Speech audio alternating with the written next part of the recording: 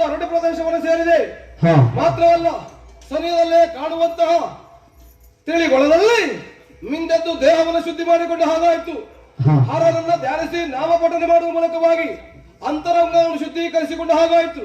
ಇನ್ಯಾಕೆ ತಡ, ನೇರವಾಗಿ ಭಗವಂತನಾದಂತಹ ಪರಮೇಶ್ವರನ್ನು ಧ್ಯಾನಿಸುತ್ತಾ ಅವರನ್ನ ಪ್ರತ್ಯಕ್ಷೀಕರಿಸಿಕೊಂಡು ಅಭಿಷ್ಟವನ್ನು ನೆರವೇರಿಸಿಕೊಳ್ಳುತ್ತೇನೆ.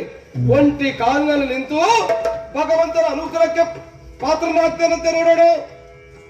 ಕಾಲಕಂದರ ಪಾಲಾಕ್ಷಣೆ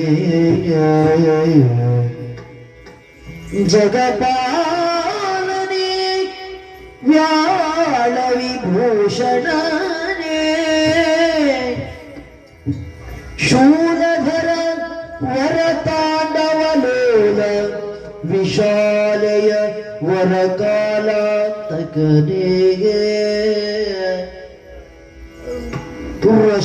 ವೃಷಭವಾಹನ ರಜತೇಶ ನಿಜ ಮಸನ ವಿಗಾರಿ ನಿರಂಜನನೇ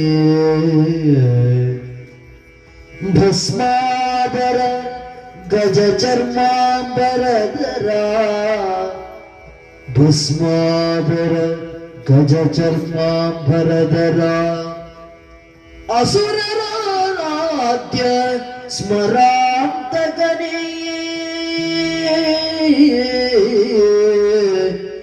ಅಸುರರ ರಾಧ್ಯ ಸ್ಮರಾಂತಕನೇ. ಓಂ ನಮಃ ಶಿವಾಯ. ಓಂ ನಮಃ ಶಿವಾಯ. ಓಂ ನಮಃ ಶಿವಾಯ. ಓಂ ನಮಃ ಶಿವಾಯ. ಓಂ ನಮಃ ಶಿವಾಯ. ಓಂ ನಮಃ ಶಿವಾಯ. ಓಂ ನಮಃ ಶಿವಾಯ. ಓಂ ನಮಃ ಶಿವಾಯ. ಪರಮೇಶ್ವರ